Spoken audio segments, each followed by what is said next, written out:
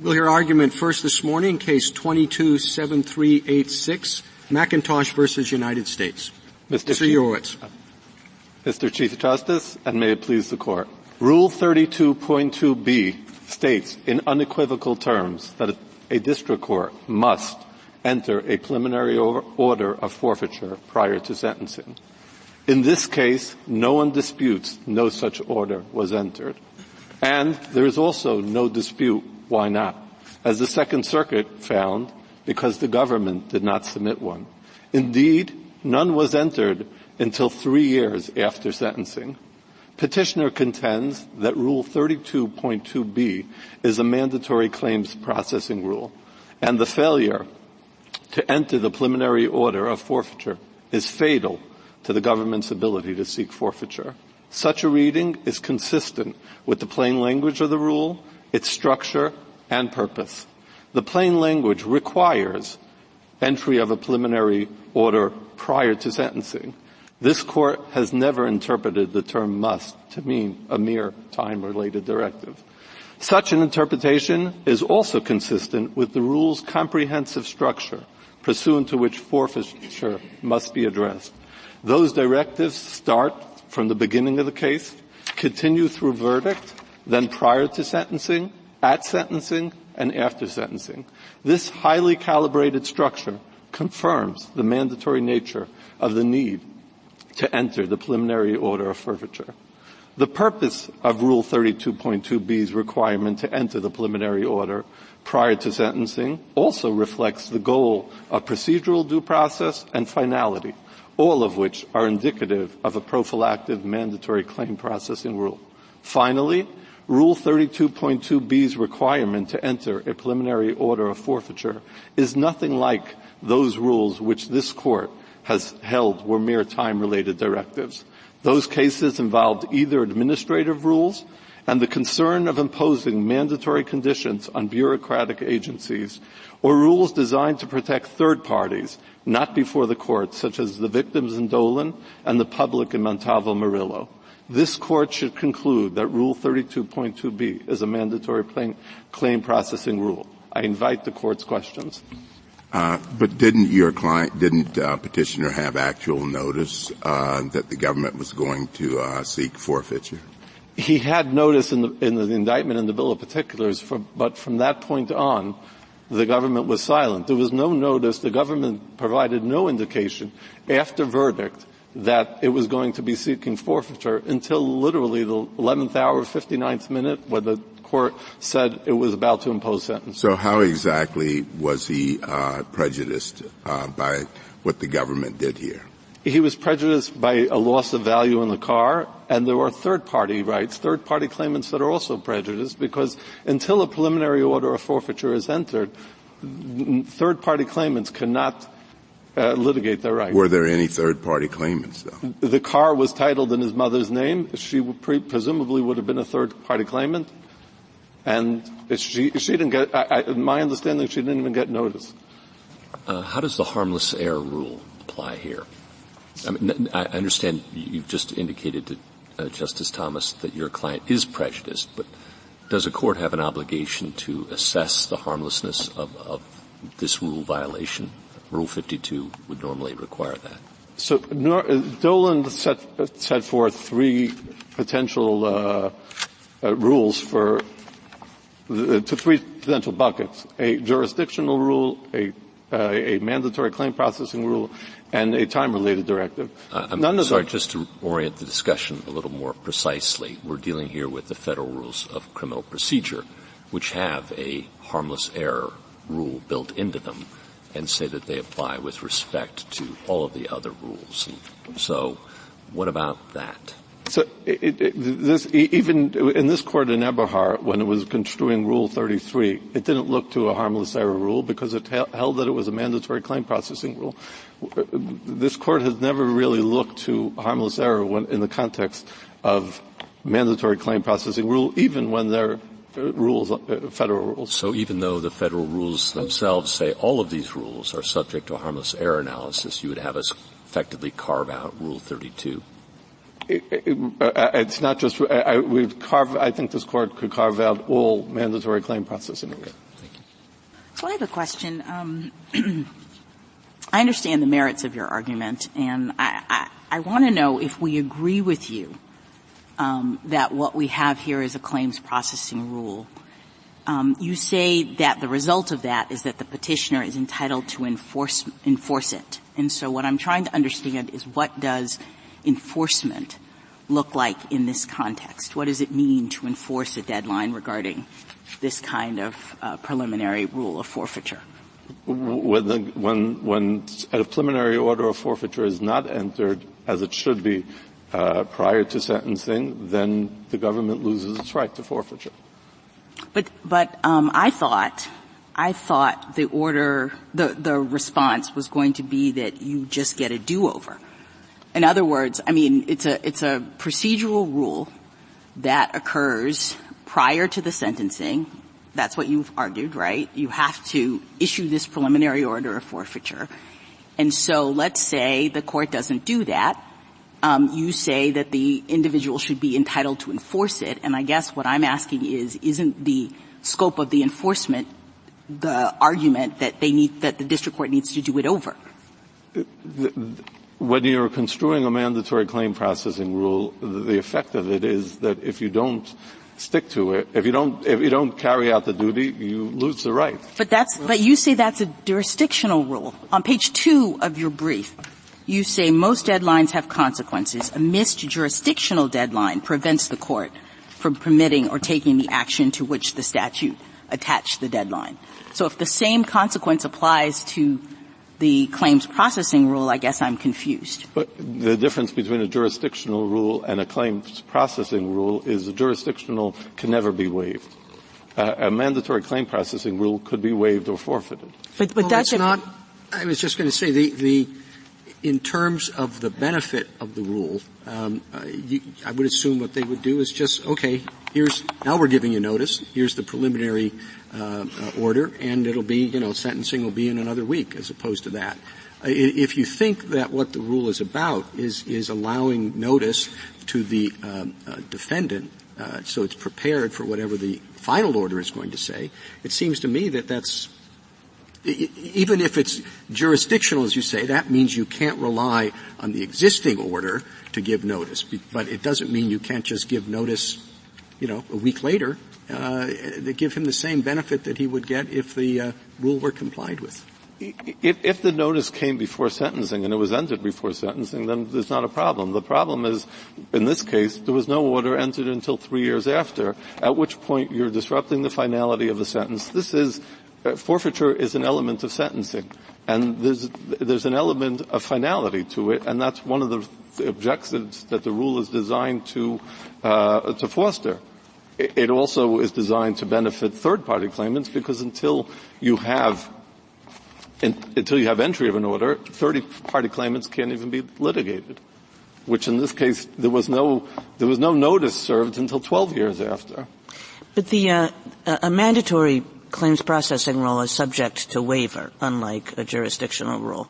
So a person would have to object to the failure of the court. And once the person objects, won't the court just do what the court does? And what would be the difference? It's our position that the time to object is when the preliminary order of forfeiture is entered. The government is equivocal as to what at precise time, but it's not too much to ask the government if they're seeking to deprive someone of property, to dot their I's, cross their T's, raise this issue before sentencing, and have the court address it. I guess I'm not understanding. If the person objects at the time of sentencing, and then the court says, you're right, I should enter a preliminary order, and enters a preliminary order, then you have no complaint. Right. So isn't that just what's going to happen, even if the court fails to enter a preliminary order prior to sentencing? A person in your client's position will have to object, then the court will enter a preliminary order, and I guess what I'm saying is that the rule you're asking for will make no difference in the end in 99% of the cases. So we would take the position that the time to object is at the time a preliminary order of forfeiture. Rule 32.2 places no obligations on the defendant. What the government is seeking to do here is to shift the burden to the defendant. It's the government's obligation. They're the ones who are seeking to deprive a defendant of property. They're the ones who should be moving. If at the time when it came back to the district court in this case and the government submitted their preliminary order of forfeiture and the defendant had kept quiet, yes, he waived it. But up until then, there was no waiver. The typical mandatory claims processing rule tells one of the parties to the case that if you want to assert a particular claim, you have to raise it. It puts it imposes a duty on one of the parties. But Rule 32.2 places a duty on the judge. Do you have any examples of cases in which we have held that something is a mandatory claims processing rule where the duty is placed on the court and not on one of the parties? Gonzalez versus Thaler and Santos Zacaria are both obligations that are placed on the court. A preliminary order, it's an order. It's an order of the court. It could only be entered on by the court. But at the end of the day, it's the government that's seeking the deprivation of the property. So they're going to have to provide the court with the information to enter that order. So I asked you about remedy because I guess I think there's actually a deeper kind of procedural concern here that is making me wonder whether we can actually reach the merits of the question that you're asking in this case. And it comes from the fact that as I look at the procedural history of this case, your client actually was resentenced and procedurally resentenced properly. So this is what I mean, that you are raising concerns right now about the process that the district court undertook to issue the first forfeiture order in this case. And you say the district court failed to issue the preliminary order of forfeiture before that sentence, and 2 years later, when it did issue a preliminary order of forfeiture with respect to that sentence, that was too late, that the first forfeiture order was invalid. But it looks from the procedural history as though the Court of Appeals vacated that forfeiture order, and that you're actually here today pursuant to your client's case that is now relevant to the second forfeiture order. Do you understand what I'm saying? Yes. So we now have a new forfeiture order, and with respect to that forfeiture order, before resentencing, the district court filed the preliminary order of forfeiture, and you didn't object, sentenced your client. You, I think, agreed to the forfeiture order at that point. So I guess I don't understand how we have the ability now to say anything about potential defects with respect to the first forfeiture order. Can you help me with that? Yeah. So I didn't represent the petitioner at that sentence because of quirk of CJA rules, but that entry of the preliminary forfeiture at the subsequent resentencing was always subject to the appeal that was pending then through the appellate process, his direct appeal, which is that the government waived their right to, lost their right to forfeiture. No, I understand, but that order doesn't exist anymore. So how do we give you a remedy? Even if you're right about what you're saying in this case, I guess I don't understand how we're in a position to give you any remedy today. That order has been vacated. And what you're arguing is that order was defective because there was no preliminary order of forfeiture. So fine. That order doesn't exist anymore. So what can we do about that now? It's the same defendant who's subject to sentencing. It's the petitioner's position is that the government has lost that right, whether it's this particular order or a later order. If they've lost their right to sentencing, did he object to the new forfeiture order, the second one, on this basis? He was continuing to. He was still. His appeal was still in the appellate process. Obviously, because the Second Circuit had held at that point that the government's ability to collect forfeiture was still pending, he was going to work with them on a number which was substantially lowered. But at the same time, the appeal process was still going. And, a matter of fact, we filed the cert petition objecting to the government's ability to collect on forfeiture. So what remedy can we give you today? that the government is prohibited from imposing, seeking forfeiture. With respect to the second order. With respect to this case.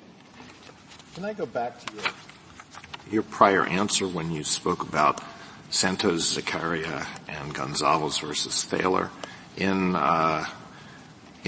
the latter case, Gonzalez versus Thaler, the provision said a certificate of appealability may issue only if the applicant has made a substantial showing of the denial of a constitutional right. So that put a duty on the applicant, not the court. Santos, Zakaria, the statute said a court may review a final order of removal only if the alien has exhausted all administrative remedies available to the alien as of right. It put a duty on the alien, not on the court. So do you have any other examples of cases where we have said that something is a mandatory claims processing provision, a mandatory claims processing provision where the duty is on the court and not on one of the parties who wants to process the claim? I don't, but Justice Alito, even in those cases, the ultimate responsibility, for example, in Gonzalez, it was the court that had to issue the COA. So it was the court's action. It was based on a litigant's conduct, but it's the same thing in this instance. The court's ability to enter a preliminary order of forfeiture is based on the government's requests indicating that they're going to be seeking forfeiture, and they're providing the court with the information. What do you do about the different language in 32.2a, which does say a court must not enter a judgment of forfeiture in a criminal proceeding unless the indictment contains notice? In other words, the specific consequences set forth in the rule there, but it's not in the rule at issue here. So I think there's a specific reason why in A it had to specify the consequence, because it's based on the underlying statute. And in the underlying statute, it talks in permissive terms. The word used is the government may file a bill of particulars, and the rules wanted to take it further. So therefore, they wanted to make it mandatory, so they indicated a consequence. When it comes to B1A, that concern doesn't apply. Justice Alito was asking you that about what other example you had of a mandatory jurisdictional rule. And as you pointed out, there really aren't. But I'm wondering how I can view this rule as a mandatory jurisdictional view when it has the biggest carve-out I've ever seen. It says the court has to file a preliminary order before sentencing, quote, unless doing so is impractical. So why can't it do it an hour before the sentencing? So, Justice Sotomayor, impractical does not mean inconvenient. Dictionaries define it as incapable. That exception doesn't give the court the ability to impose an order at Well, having been a district court judge and having hundreds of sentences on my docket at one point, sometimes it's not really inconvenient. It's almost impossible to keep up with those things, and you do it a little bit later. But my point is, who decides that? Meaning, you go up on appeal, the Court of Appeals now has to hold a hearing to see why the district court judge didn't issue the order a month before, 2 months before, 3 months before. I guess my point is, generally when we think of mandatory rules, they set a fixed goal, a fixed deadline, something that you can know and meet without discretion being involved. So Rule 32.2b imposes that same firm deadline. That's sentencing. The impractical exception is only that. But again, an hour is inconvenient, but how about a day? How about 2? How about 3? That my whole point is that once you build in discretion, how can you call it mandatory in the sense of it being jurisdictional? At that point, if the none of this happens in a vacuum. The government, had they done the job properly, they would have come to the court saying, we're seeking forfeiture in this case. They would have provided the information. Now, it may be that the district court couldn't get to it because it was impractical, but there would be notice to the defendant that there was going to. Thank you, counsel. So can I I'm sorry. So are you asserting that there was something wrong with the preliminary order of forfeiture that the district court issued on April 23rd, 2023, before the resentencing? What was wrong is that the government shouldn't have been entitled. There's nothing I wouldn't point to any errors in that order. All right. Did you object at the time of that preliminary order?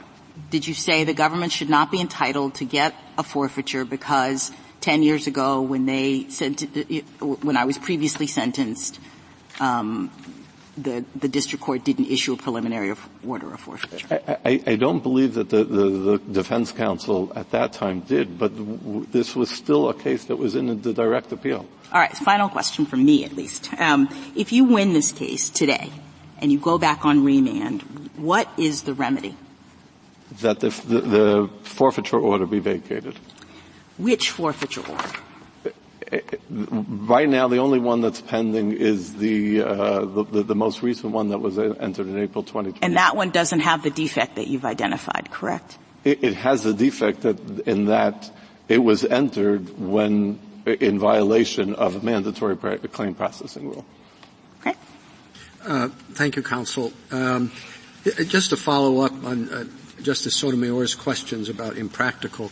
It's not only impractical, but the qualification is a requirement has to be sufficiently in advance. And it's sort of another layer of broad discretion. I know yours is years, so that wouldn't be covered. But in the typical case, not only has to be impractical, but all you have to do is sufficiently. It seems that there's a lot of wiggle room throughout the rule that seems inconsistent with the general notion of mandatory requirements.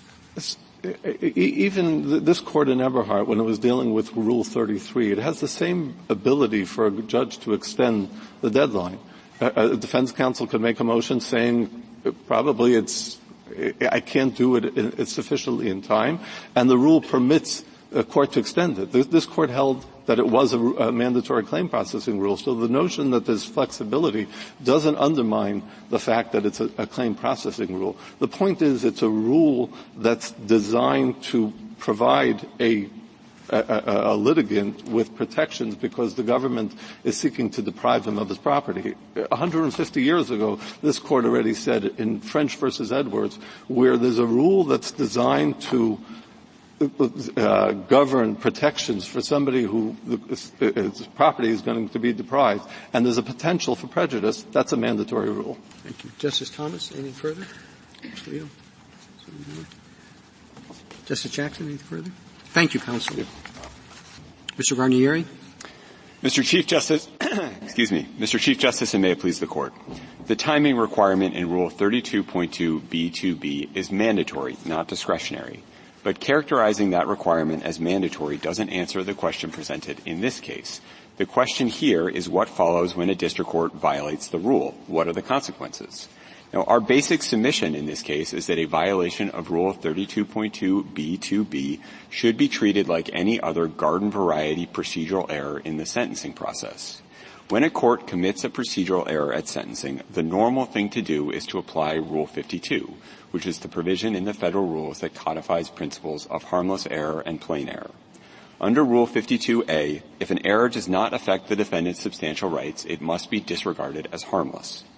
Petitioner tries to avoid the application of harmless error principles by characterizing this particular requirement as a mandatory claim processing rule.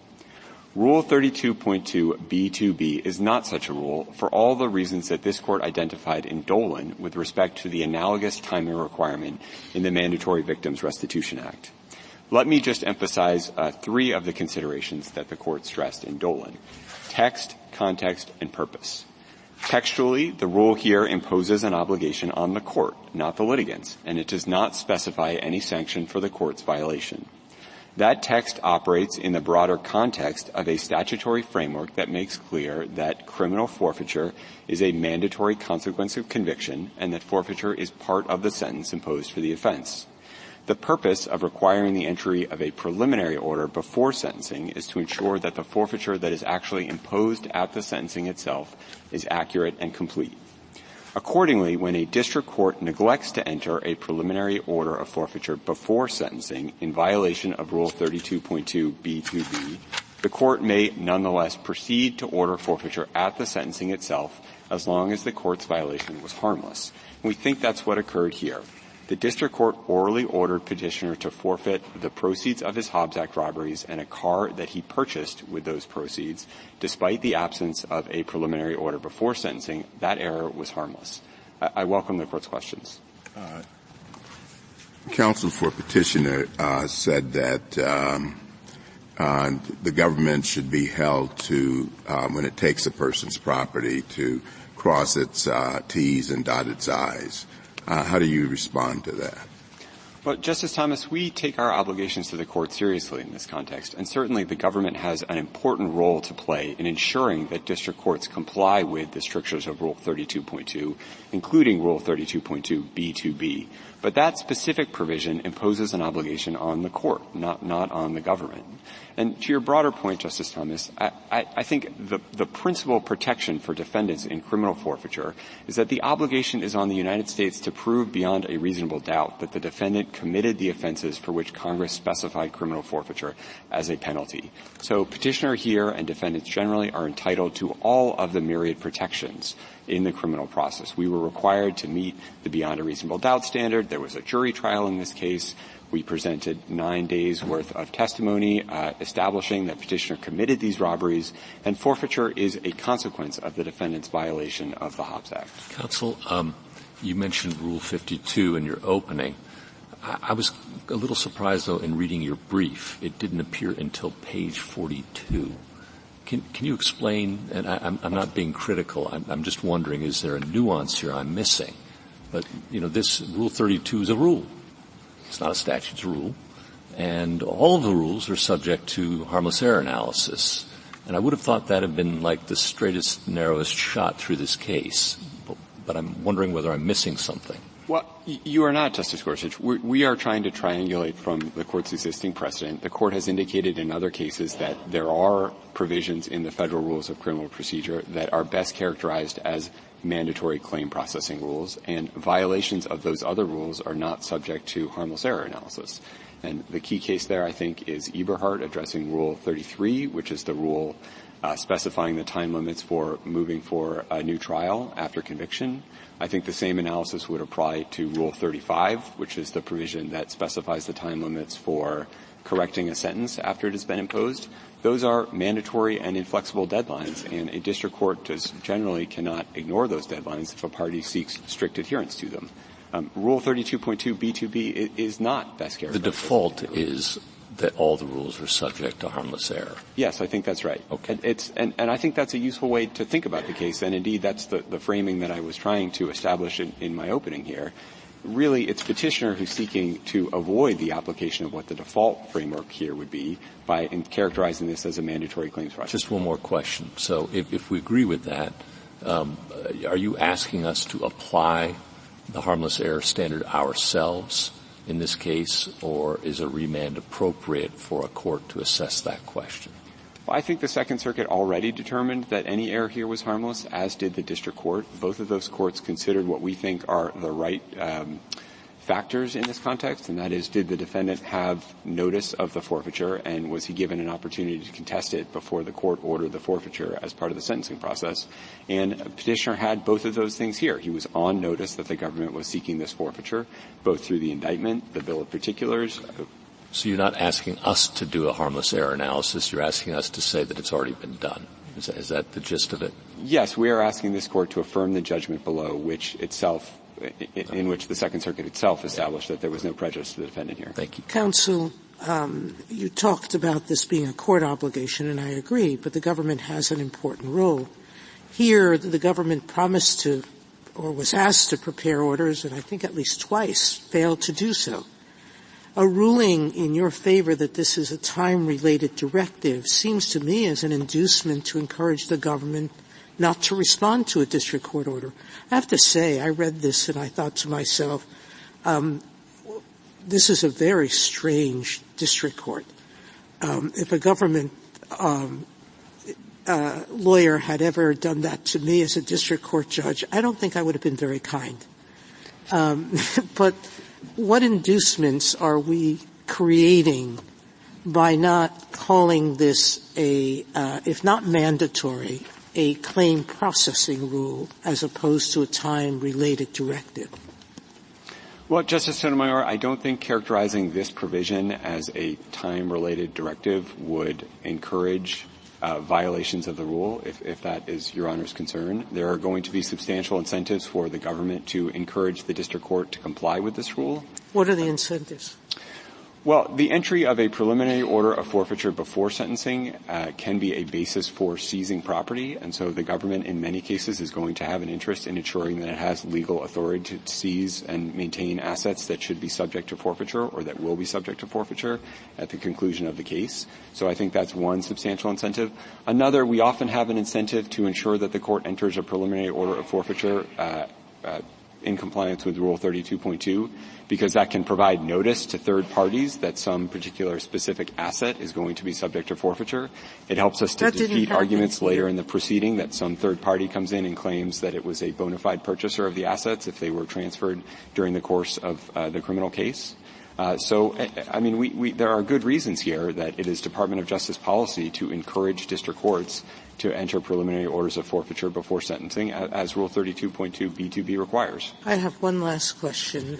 Do you take a position on the Seventh Circuit's suggestion in U.S. versus Lee that you have to at least announce a forfeiture at sentencing, that you can't just not say anything and then later order one? And they said that might be jurisdictional. We don't have to address that here, but do you see a ruling here as permitting courts to do that as well? As I understand the Seventh Circuit's decision in Lee, the court suggested that although Rule 32.2 B2B, the provision that is at issue in the proceeding before this court, is best characterized as a time-related directive, perhaps the timing requirements with respect to the entry of the final order of forfeiture at the sentencing hearing itself, perhaps those requirements should be treated as mandatory claim processing rules. That was not directly at issue in Lee. We haven't briefed that issue here. I don't think anything that the court says here about 32.2 B2B would necessarily dictate an answer with respect to what is Rule 32.2 B4B. And so I don't think the court needs to address it. We haven't taken a position. I would say in general, I think that's a harder case for us.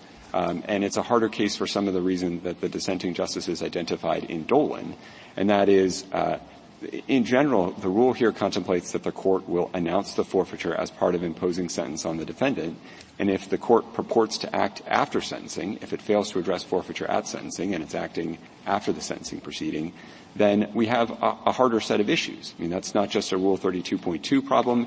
It can also be a problem under the various statutes that specify that forfeiture shall be ordered at sentencing.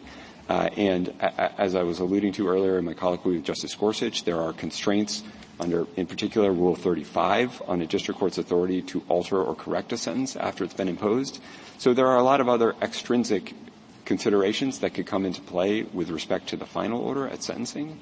But those things don't support Petitioner's position here. This case is limited to just the asserted error of failing to enter a preliminary order of forfeiture before the original sentencing proceeding. Thank you, counsel. So the government focuses right in on the merits, which, is totally understandable. Can I get your thoughts on my concerns about the potential for a threshold procedural defect that actually inhibits our ability to reach the merits in this case?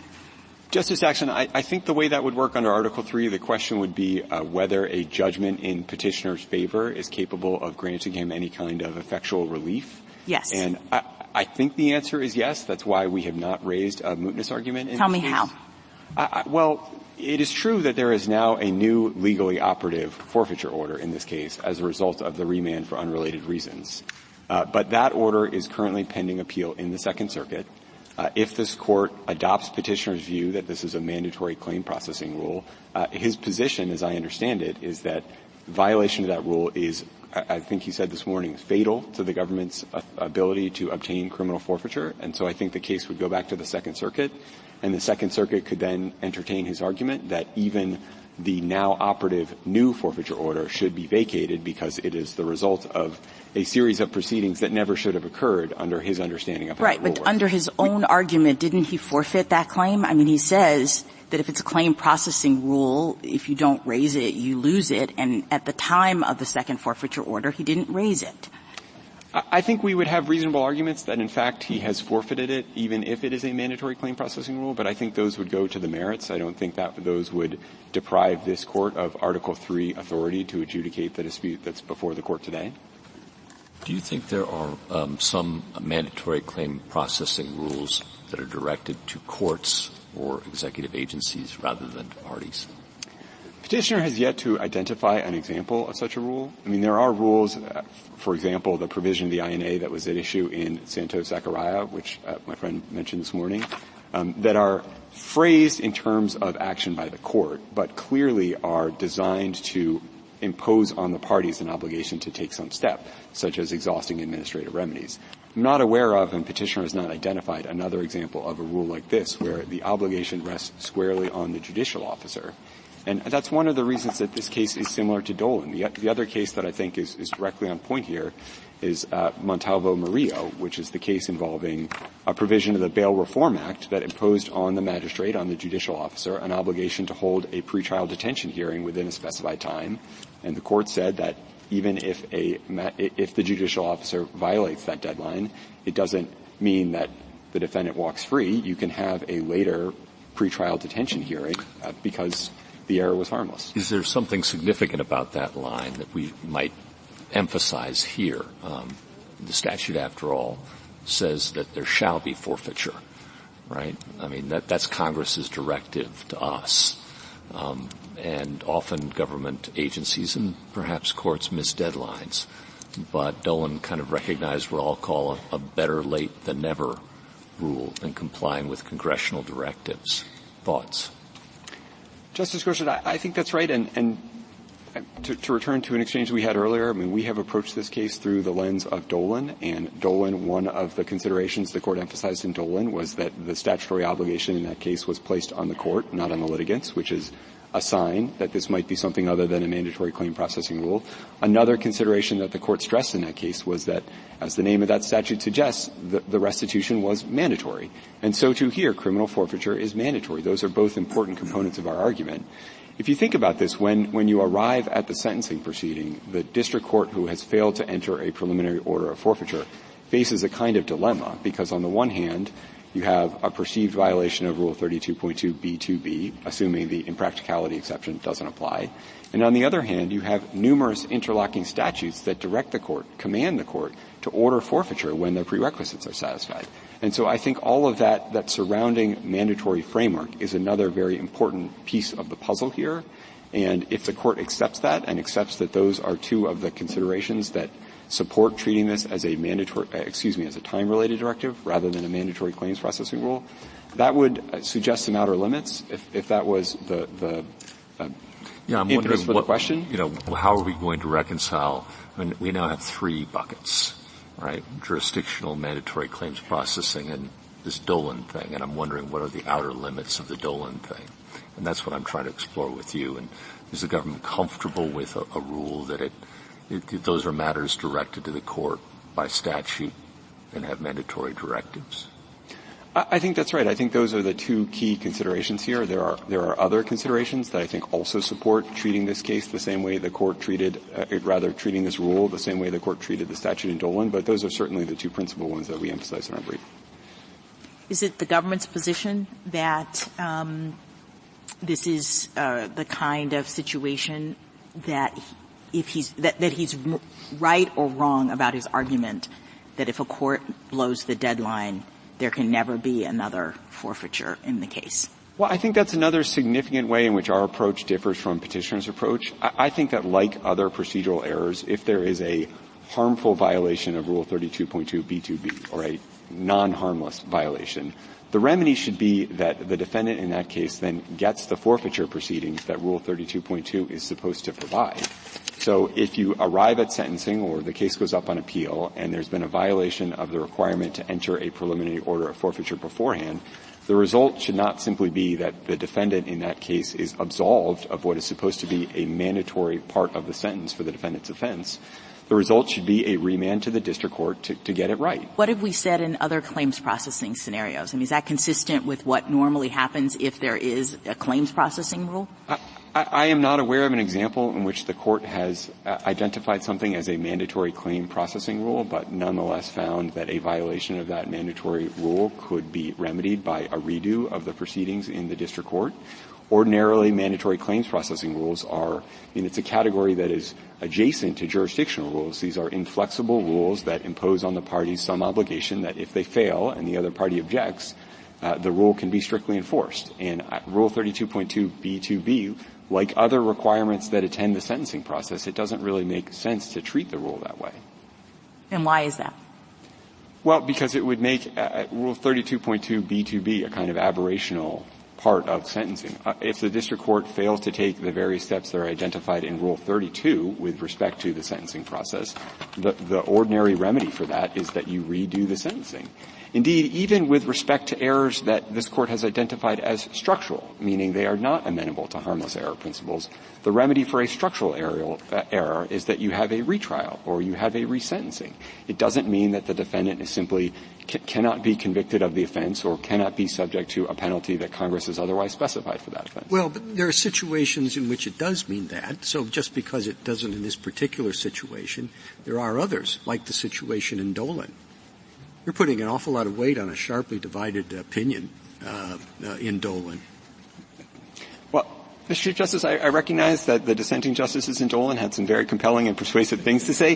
One point I would make, and we make this point in our brief, this case is one step removed from Dolan in the sense that here the error is with respect to a part of the process that is antecedent to the sentencing itself.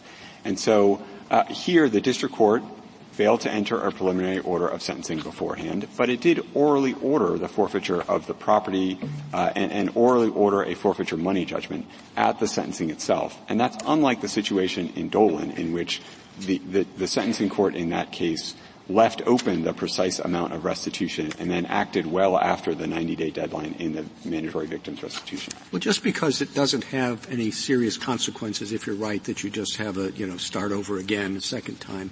I mean, there are situations where it would, and I'm wondering if, to what extent we should be concerned about the remedial aspect of it, simply because it sort of could be a harmless foul in this case.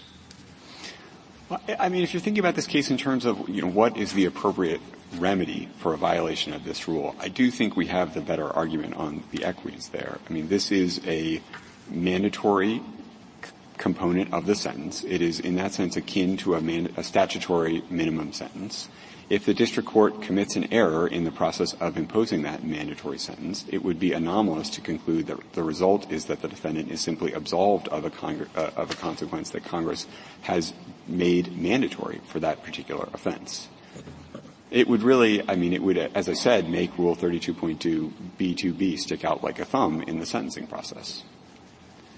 I think the other thing I would say is that our approach here, which has stressed harmless error, means that, the delta between that approach and a mandatory claims processing approach, you're going to be talking about the small class of errors in which, the set of cases in which the error is harmless. And we think if the error is harmless, by definition, that means that any procedural error did not affect the defendant's substantial rights. There is no good reason, if the error is harmless, for the court to lack the authority to just proceed at the sentencing proceeding itself to order the forfeiture of the property that Congress has made subject to forfeiture. Thank you, counsel. Anything further? Anything further? Thank you. Thank you. Rebuttal, Mr. Yurowitz? So I'd just like to go back to Justice Gorsuch's question about harmless error. The reason why there's no harmless error analysis is because this Court has never really applied harmless error in the context of either mandatory claim processing rule or time-related directives. Indeed, in Dolan, Chief Justice Roberts pointed out that it's a rule with no consequence because the majority said even in unlikely instances where the delay does cause the defendant prejudice, the defendant remains free to ask the court to take that into account. There's no obligation on the court to take that account, so this court has never really applied harmless error analysis in this context, and I think the reason why these mandatory claim processing rules are treated different and why Rule 32.2b should be within that bucket is because it's not simply the defendant that's before the court whose rights are being affected. There are third-party claimants' rights who are being affected who, at the time when the court is conducting any analysis, they're not even there before the court, and their rights are just being put to the side because they're not before the court.